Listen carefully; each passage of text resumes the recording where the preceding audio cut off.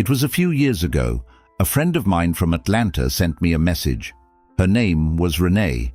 She was 43 years old, a mother of two, and an accountant. She had well-groomed hair, was quite tall, and took particular care to apply her makeup every morning. However, in her message, she wrote, "I'm doing everything, yet I still feel like something is missing." Naturally, I immediately asked, "What do you mean by something? For example, what exactly are you doing?" And then I listened to what she had to say. Then I realized that while she was actually doing all those things, none of them were quite in the right place. In other words, she had no regular morning routine. Her eyebrow shape had been the same for nearly 10 years. Her hands were quite neglected, and her posture was generally hunched forward. What I'm trying to say is, she wasn't looking at herself as a whole. Actually, that's exactly why this video exists. My goal isn't to teach you completely new, different things. I want to show you what you probably already know but aren't doing, and why you're doing it wrong. This difference is truly critical. Recent studies conducted in the US show us this. 68% of women believe they have a beauty routine, but it turns out that the vast majority of these routines are quite inconsistent and just as superficial. What I'm trying to say is, the problem doesn't actually stem from a lack of willingness. The problem here stems entirely from failing to focus on the right areas at the right time. And especially in the coming sections of the video, I'll be discussing a very important habit. Most women repeat this unconsciously for years, unknowingly affecting both their appearance and how they see themselves. So watch carefully, because what I'm about to share might make you realize a lot about yourself. Let's get started. 1. Take care of your eyebrows. The balance of your facial expression starts here. As many of us know, eyebrows are essentially the architectural framework of our face. What I mean is this. A properly shaped eyebrow can actually define the face clearly, even without makeup, make the eyes appear larger, and has the ability to enhance your expression. However, many women completely neglect their eyebrows or leave them to a beauty professional without ever evaluating the resulting outcome. In reality, the eyebrow should perfectly follow the face's natural bone structure. That is, it shouldn't be too thin or uncontrolled. The starting point of the eyebrow is determined by a diagonal line drawn from the side of the nose, and the end point by a diagonal line drawn from the outer corner of the eye. These 2 points are fixed. The shape in between may vary depending on facial structure. One common mistake many women make is checking their eyebrows only once a month. Instead, try to check them every 2 weeks, because small hairs accumulate quickly and tend to disrupt the shape of the frame. It's also important to hold the tweezers at the correct angle, because holding them at an angle can cause the hair to break easily and fail to pull it out from the root.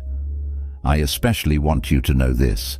When filling in your eyebrows, you should use a product that's 1 shade lighter than your natural eyebrow color, because a dark fill can make the eyebrows look quite thick. When that happens, the expression becomes much harsher. A study published in the Journal of Cosmetic Dermatology clearly demonstrates that symmetrical and well-shaped eyebrows contribute far more significantly to the face's overall attractiveness than the eyes or lips. This finding is actually surprising. After all, eyebrow care is one of the cheapest and most easily accessible beauty routines. When Renee first came to me, I noticed her eyebrows hadn't been touched at all. "They've been so thin for years. What else can I do?" she said. She was a woman who applied makeup every morning, yet her eyebrows were just as shapeless and pale. They formed a frame that didn't complement her face. I did just 2 things for her. First, I clearly defined her natural bone structure. Second, I lightened the fill color by 1 shade. I also told her, "You can keep doing your makeup, hair and clothes exactly the same way." When she called me the next morning, she said, "I'm actually trying to figure out what happened." "It feels like the same face, but I'm a different person now," she said. Therefore, the eyebrows are not just a detail, they are the most important intervention that essentially reframes the entire face. As I mentioned, unfortunately, many women either don't address this issue at all or handle it incorrectly. Take a look at your eyebrows right now. What do you see? Or imagine this. Someone is looking at you, and you're not even wearing any makeup. Yet your eyebrows form a neat frame just as I described. That alone might actually be enough to make you feel good about yourself. By the way, if what I've shared so far has made you think, even just a little, liking the video and subscribing to the channel would really mean a lot to me. And if you hit the hype button, this video won't just stay here. It might just reach another woman who really needs to hear this. Now let's move on to the second point, because there's a very important detail here that most people overlook. 2. Make moisturizing your first morning routine. I'll admit, many women don't neglect using moisturizer. However, the critical factor here is when they use it and how they apply it. That is the order in which they do it. Because unfortunately, many women often do this randomly. Yet the essence of the matter is that the power of the moisturizer isn't in the product itself. It's in the timing and especially the technique. For example, after washing your face, we actually have a very short window of time to apply moisturizer, roughly 1 to 2 minutes. This is because the skin is still moist and highly absorbent during this time. If you apply the product right at this moment, your skin can absorb it before it dries completely. However, if you wait and apply it later, the moisturizer will be forced to remain only on the surface. I should also mention this. If you use a toner or essence before your moisturizer, these also follow this order. So the correct sequence should be cleanser, then toner, then serum, then moisturizer, and finally SPF. This order is definitely not random. It's arranged based on molecular weight. The lightest molecules should be applied first and the heaviest last. If you mix up the order, the heavier molecules physically block the lighter ones from penetrating the skin, and the expensive product you bought ends up being completely ineffective. Of course, application technique is just as important. Don't press your fingertips into your face. Simply glide the product over your skin using upward motions without applying pressure. You can also apply the product around the eyes with light tapping motions, as the skin in this area is much thinner and just as sensitive to friction. I'd like to share this anecdote. I had a reader in Denver named Patrice. She was in her early 50s and had been using the same moisturizer for a long time. It was a very good brand, so the ingredients were right. However, her skin always looked tight and sallow. She was about to give up on it, saying, "This product isn't for me." One day, I asked her to describe her morning routine to me. It turned out she was washing her face, patting it dry with a towel, waiting 10 to 15 minutes, and then applying the moisturizer, thinking it would absorb better. I have no idea where she learned that. After I gave her the necessary advice, she didn't need to switch products. She just adjusted the timing, and 3 weeks later she said, "I didn't even realize my skin had ever looked this good." Ultimately, the neck and décolleté area, that is the upper chest, is one of those places that's often completely forgotten. However, this area tends to age much faster than the face. You can apply your moisturizer to these 3 areas together every morning: the face, neck, and upper chest. The first 5 minutes of the morning are crucial. You should wash your face and apply your moisturizer before you even pick up your phone. This order is very important. Habits form this way. If you reach for your phone first thing in the morning, you'll start putting off your skincare routine, and each day you'll make it a little worse. 3. Take care of your hands and nails. Elegance speaks through them too. The critical point here is this: Hands reveal your age. It's a cliché, but it's true. But more accurately, hand care reveals your age. Well-groomed hands don't erase your age, they push it into the background.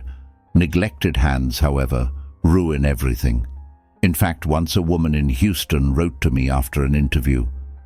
Everything was going well, but when I placed my hands on the table, the person across from me looked at me differently, she said. Sandra was 51 and worked as a corporate consultant. Her hands were dry and cracked, and her nails were misshapen. She had put effort into her face, but her hands gave her away. Also, nail polish isn't a must. Clean, shaped and neatly trimmed nails speak for themselves. As for length, the rule is this: all nails should be the same length. If one nail is broken, trim the others to match that length. Symmetry is key. Partially applied nail polish is worse than no polish at all. Let's also be clear about nail shape. Oval and almond shapes suit most hands because they make the fingers look longer. A square cut looks strong and modern, but can make short fingers appear even shorter. A square tip, however, sits well on hands with wide nail beds. Which one suits you? Decide based on your hand shape, not the latest trends. And if you're wearing nail polish, the color choice should also align with your body language. Neutral tones work in any setting, while dark colors convey a strong statement but require attention. Chipped dark polish stands out far more noticeably than chipped light polish. In particular, you should use hand cream morning and night. But the critical moment is after washing dishes. Apply cream immediately to the skin that dries out as your hands get wet. Keep it on the edge of the kitchen counter to remind you. Over 80% of American dermatologists recommend using a specific moisturizer for hands.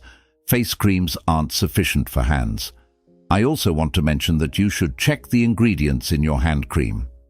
Formulas containing urea, shea butter, or glycerin don't just moisturize, they repair the skin. Creams with a high urea content work much faster on cracked and rough areas. Apply a rich cream to your hands before bed. Put on thin cotton gloves. You'll notice the difference in the morning. This might sound like an exaggeration, but hands that do this twice a week look completely different after a month.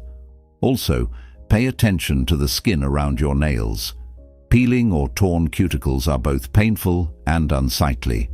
After a shower, while the skin is still soft, gently push the cuticles back using a cuticle pusher or an orange stick. Don't cut, push. Cutting often invites infection. This simple habit keeps the area around your nails clean and neat, reducing the need for frequent manicures. Look at your hands right now. What do you see? Cracked heels and neglected nails can't be hidden by a $1,000 handbag or perfume. Details are everything. 4. Your scent arrives before you. It quietly sets the first impression. Here's the truth. Scent is the only sense directly linked to memory. After meeting someone, you might forget their face or voice, but you'll remember their scent. This isn't a choice. It's the way the brain works, and you're either using this power or you're not even aware of it. Neuroscience has confirmed this connection time and again. Scent takes a much shorter path to the brain's emotional memory center than other senses. So scent isn't just perceived, it's recorded. Of course, there's another factor. Perfume application technique matters. Pulse points, wrists, sides of the neck, behind the ears, inner elbows. These points generate heat and carry the scent into the air. But don't rub your wrists together. This breaks down the scent and destroys the top notes. Also, keep this in mind. Spraying perfume into the air and walking through it may look romantic, but it's the most effective way to waste the scent. Most of the molecules fall to the ground and don't touch the skin. Spray directly onto a pulse point, keeping a distance of 10 to 15 centimeters. In fact, understanding a perfume's notes comes into play here. The top note is what you smell in the first 15 to 30 minutes, fresh and fleeting. The middle note is the true character, lasting for hours. The base note, however, is the lingering trace left on your skin by the end of the day. When you first smell a perfume in a store, you're getting the top note. That doesn't tell you the whole story. The real decision should be made an hour later. Here's another thing. Change your perfume according to the season. In summer, a light, citrusy, or floral scent. In winter, something woody, vanilla-based, or with amber notes. Wearing the same perfume every season is like wearing the same outfit every season. It stands out. There's another reason for this. Warm air intensifies the scent, while cold air weakens it. A heavy scent feels suffocating in summer, while a light one fades away in winter. Changing your perfume when the season changes isn't an aesthetic choice.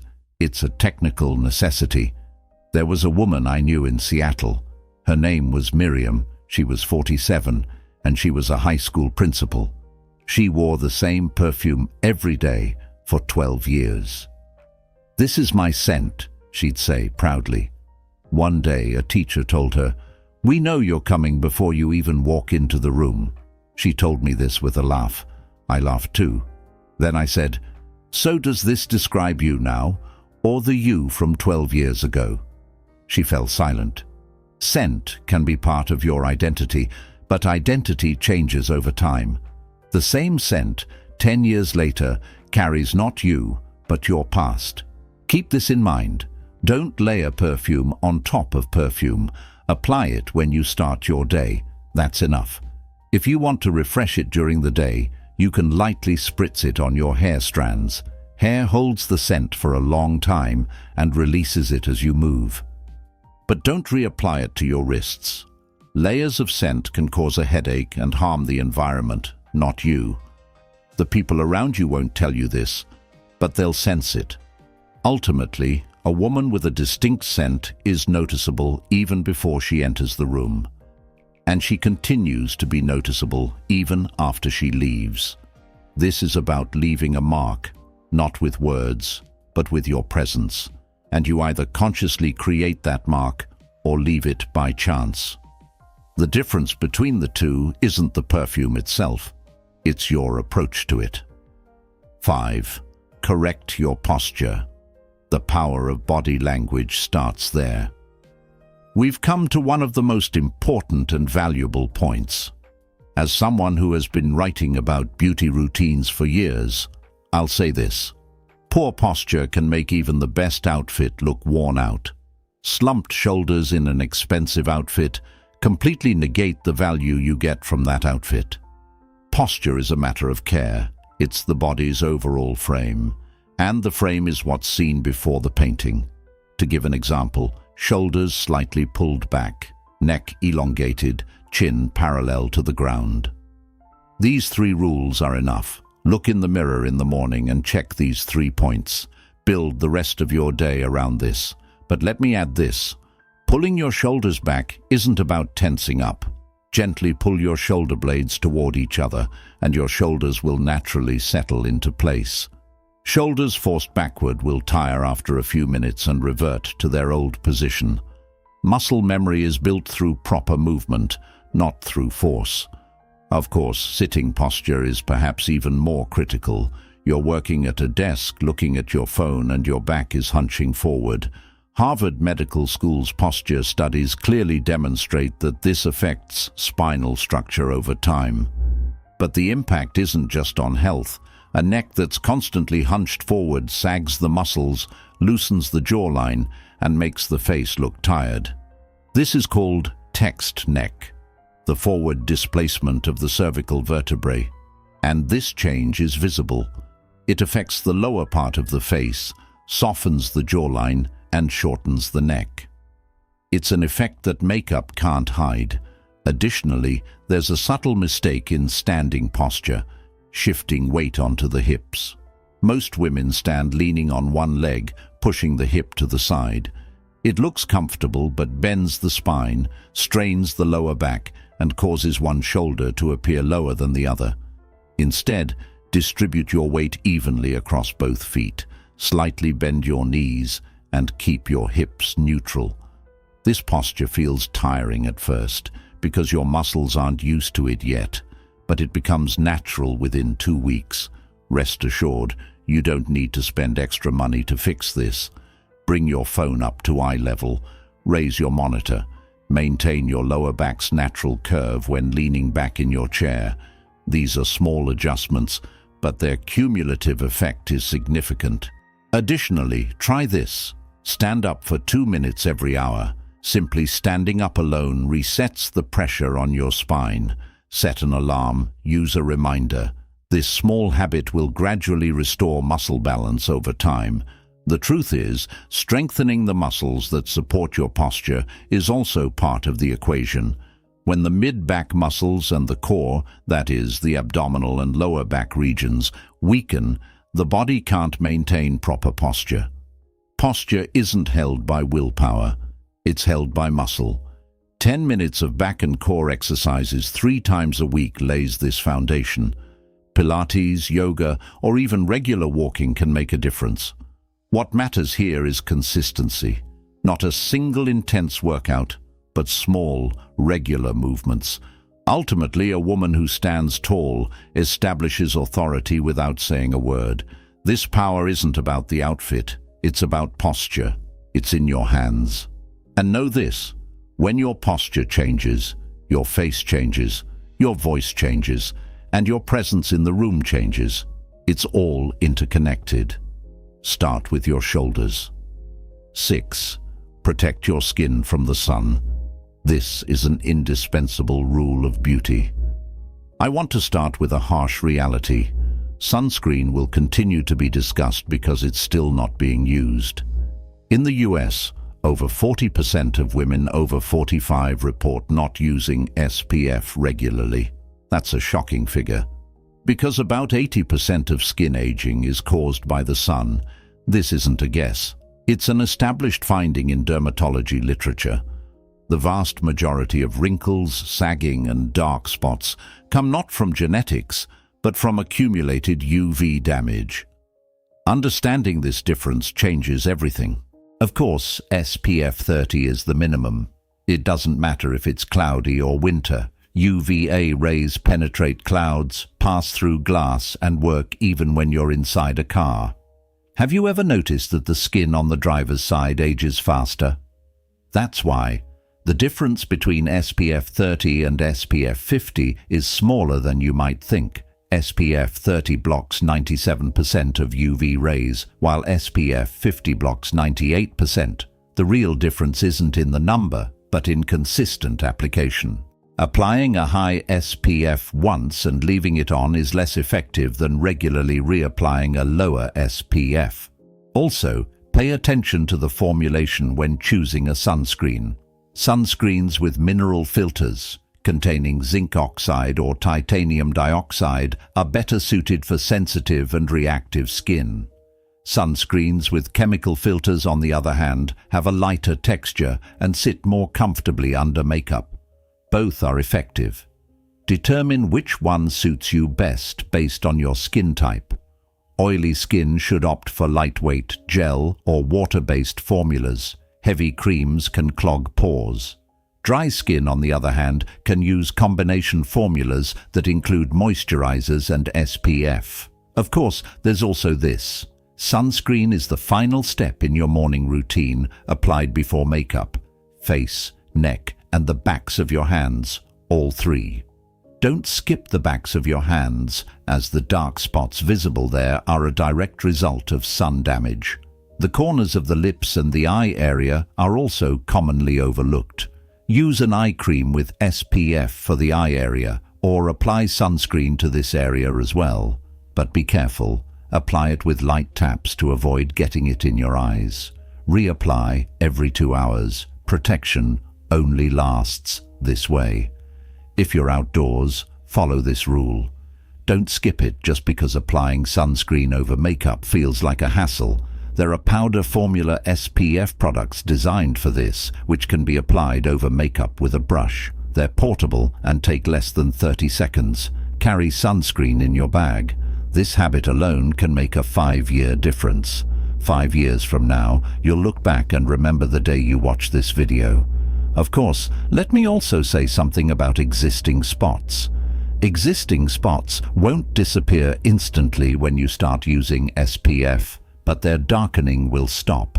The darkening of spots is a process that continues as long as you're exposed to the sun. SPF stops this process. Brightening serums or acid-based products can fade spots over time, but without SPF, the effectiveness of these products is cut in half. If you're treating spots without SPF, you're wasting both money and time. Remember, a woman who doesn't apply sunscreen thinks she's taking care of her skin, but in reality, she's building on nothing.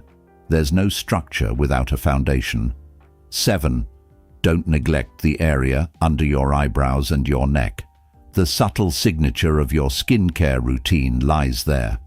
Now, let me point out that the hair under the eyebrows, this is an area that's often completely overlooked. While many shape their eyebrows, few notice the fine hairs beneath them. Yet the hairs in this area weigh down the eyelid, make the eye look smaller, and give a tired appearance. Moreover, since these hairs are very fine, they go unnoticed, but their effects accumulate. Get close to the mirror, bring the light to you, and look at the area under your eyebrows. You'll see. Actually, there's one important point to keep in mind when cleaning the area under your eyebrows. Don't touch the area below the eyebrow line.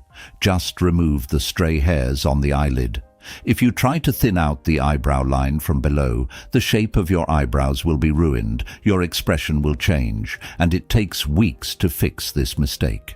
Set a clear boundary and don't go beyond it. Of course, the neck area is also at the top of the neglect list. You apply makeup, you apply moisturizer, but the neck often remains a different shade from the face. The foundation ends at the face, making the neck look like it belongs to a different color. This inconsistency undermines the entire skincare routine.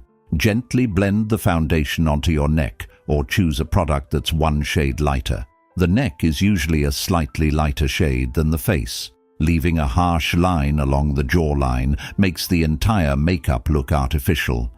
As many of us might guess, there are neck exercises. That's true. But the most basic rule is this: cleanse, moisturize, and protect your neck from the sun with the same care you give your face. Neck skin dries out much faster than facial skin because it has a lower density of oil glands. If you have a skincare routine, your neck must be part of it. Additionally, using products containing retinol or peptides on your neck can slow down sagging and the formation of lines in this area.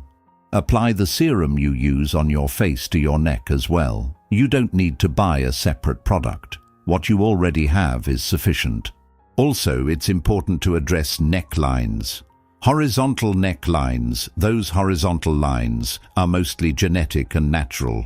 But the vertical tension lines caused by looking at your phone can become permanent over time. This is also called tech neck. We touched on this in the posture section. Neck care isn't just about the skin. It's directly linked to posture. The two support each other. For example, a monthly cleanup for the area under the eyebrows is sufficient.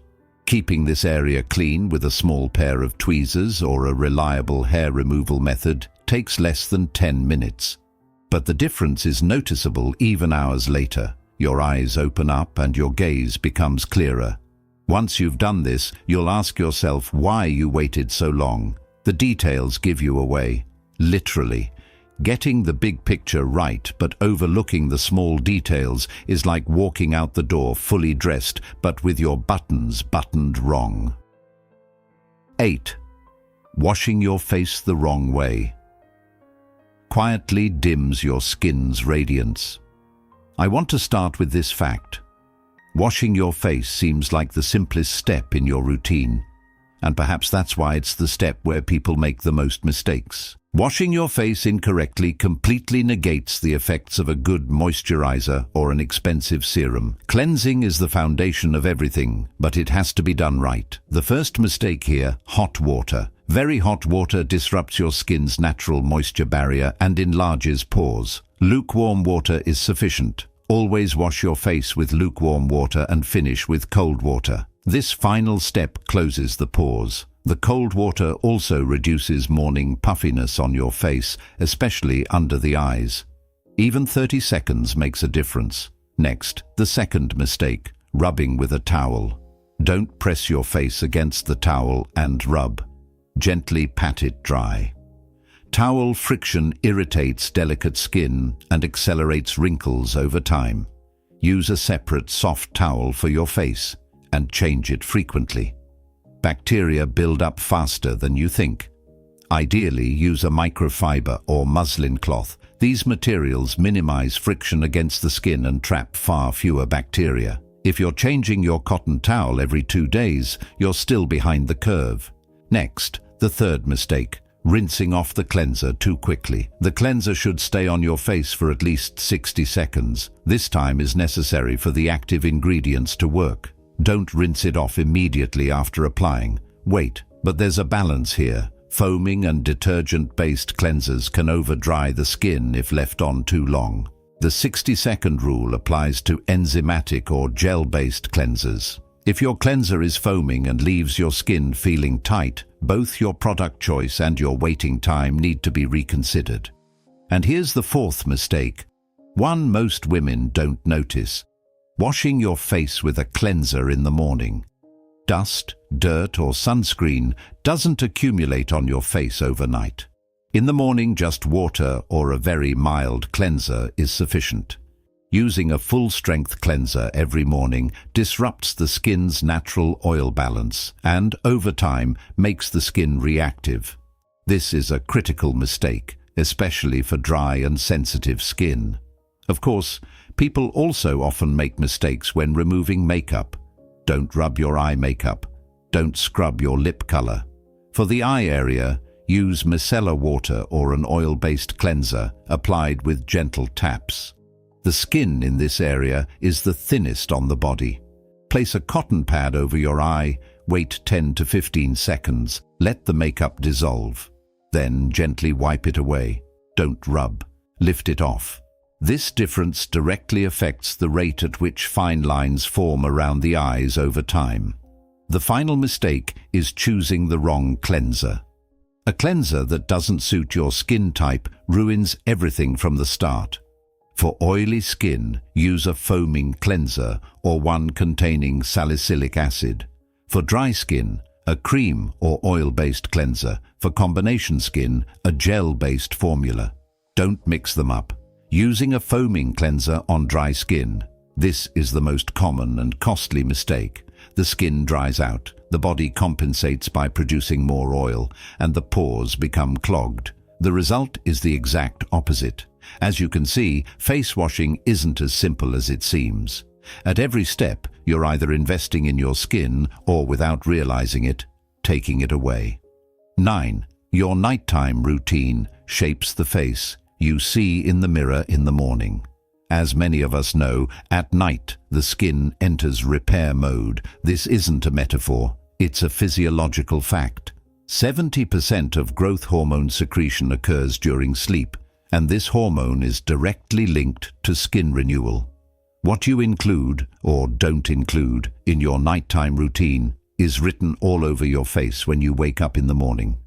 During the day, the skin operates in defense mode against UV rays, pollutants, and stress. At night, it repairs itself. These two modes do not operate simultaneously. Wasting the night means turning down the opportunity for repair. Never ever go to sleep with your makeup on. This is the biggest no-no. Even one night makes a difference because your pores stay clogged for 8 hours, bacteria multiply, and your skin can't breathe. You know this by now, but do you actually do it? You're too tired, you're running late, and you tell yourself, "What's one night?" But that one night adds up.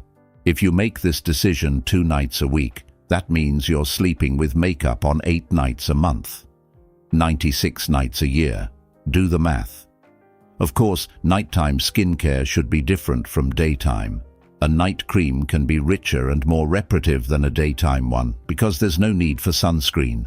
Retinol, peptides, hyaluronic acid. Save these for nighttime. There are active ingredients that react with daytime UV rays. Their place is at night. If you use retinol, don't apply it in the morning. It breaks down under UV light and leaves the skin photosensitive. Using a nighttime ingredient during the day isn't just ineffective, it can sometimes be harmful. By the way, a note on starting with retinol: begin with 2 nights a week to let your skin adjust. Using it every night at the start can cause peeling, redness, and irritation.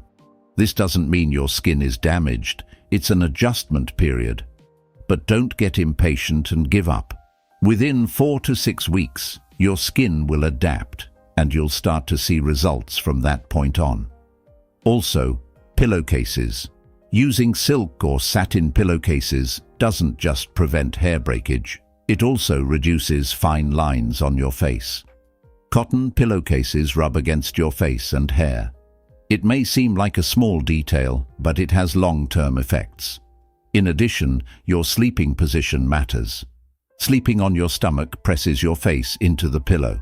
This pressure can eventually lead to sleep lines, which may become permanent. Sleeping on your back is ideal. It takes time to get used to, but your skin will thank you for it. Furthermore, don't skip applying eye cream before your nighttime moisturizer. The eye area dries out overnight. There are virtually no oil glands in this area. Nighttime eye cream should be richer and more reparative than daytime formulas. Apply it with light taps using your fingertips, not by rubbing.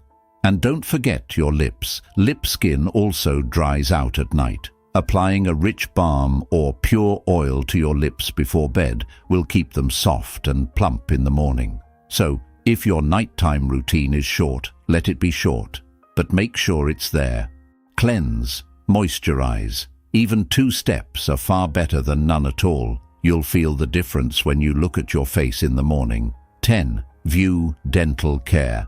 Not just as aesthetics, but as a daily discipline. Here's the truth. A smile is the most powerful beauty tool. But this tool is useless if it isn't clean, well-maintained, and used with confidence. Unfortunately, dental care is often an area that gets put off or neglected until pain sets in. Yet oral health is a mirror of overall health, a connection repeatedly confirmed in medical literature. The link between heart disease, diabetes, and inflammation and oral health is now undisputed. Neglecting your teeth affects not only your appearance, but the rest of your body as well. If you only brush your teeth in the morning, that's not enough. Brushing at night is even more critical. Bacteria that accumulate throughout the day use the night to multiply. They work while you sleep. Skipping the evening brush opens an 8-hour window for bacterial growth. Brushing technique matters too. Brushing too hard doesn't clean your teeth. It pulls back your gums. Use a soft bristled brush at a 45-degree angle with small circular motions. 2 minutes. Most people stop after 40 to 50 seconds. Time yourself once. You'll be surprised. Of course, brush selection comes into play here as well. Electric toothbrushes remove an average of 22% more plaque than manual ones, a finding that has been confirmed time and again in dental research. You don't have to use one, but that's the difference. If you do use one, replace the brush head every 2 to 3 months. A brush head with frayed bristles, whether electric or manual, won't clean anything. Also, dental floss. Many women don't use it. But a toothbrush cleans only 60% of your teeth. The plaque on the remaining 40% can only be removed with floss. Yellowing and bad breath mostly stem from that 40%. As an alternative to dental floss, interdental brushes or water flossers can be used, especially if you have bridges or are undergoing orthodontic treatment, as these are more practical. But cleaning these areas is essential. The choice is yours, but don't skip it. Unfortunately, tongue cleaning is also often left out of most routines. The bacterial layer on the tongue is one of the main causes of bad breath. Before brushing your teeth in the morning, clean your tongue with a tongue scraper or the back of your toothbrush. It takes 10 seconds. The effect is immediately noticeable. Looking at it from another angle, if you have teeth whitening products and want to use them, opt for those with low abrasiveness. Using whitening strips every day can damage your enamel. Use them 2 to 3 times a week, as recommended by your dentist. Also, keep this in mind before whitening. If you have receding gums or enamel erosion, whitening products can increase sensitivity. See your dentist first, then whiten. Don't mix up the order. In addition, visit the dentist every 6 months. This habit is less common in the US than you might think. It may seem expensive, but neglect costs more, both to your wallet and your appearance. Regular checkups stop problems before they start. Prevention is always cheaper than treatment. And let me add this: a professional cleaning removes plaque, tartar and stains at a depth no at-home routine can reach. The 45 minutes you spend in the chair every 6 months supports everything you do throughout the year. In reality, care isn't complicated. It never has been. It just requires looking in the right places: your eyebrows, your hands, your neck, the mirror before bed. None of these are about money. It's all about making a decision. Know this: every woman watching this video isn't at the same point, but they're all making the same mistake, focusing on the big picture and overlooking the small details. Yet the details give you away, always. I also want to emphasize this: when you keep putting off the step you need to take for yourself, you're actually putting off the center of your life. So you don't have to make a huge change today. Just make a small decision. Be kinder to yourself. Listen to your body more carefully. Keep your mind a little calmer. Sometimes what changes a person isn't grand revolutions, but the small, quiet choices repeated over time. If this video added even a little something to your life, liking it and subscribing to the channel would really mean a lot to me, because here, you're not just watching a video, you're at a small stop where you can remember yourself a little better and look at your life from the outside. See you in the next video. Until then, take care of yourself and keep this in mind. The power to put your life back together is much closer than you think. In fact, it's most likely right inside the person watching this video right now.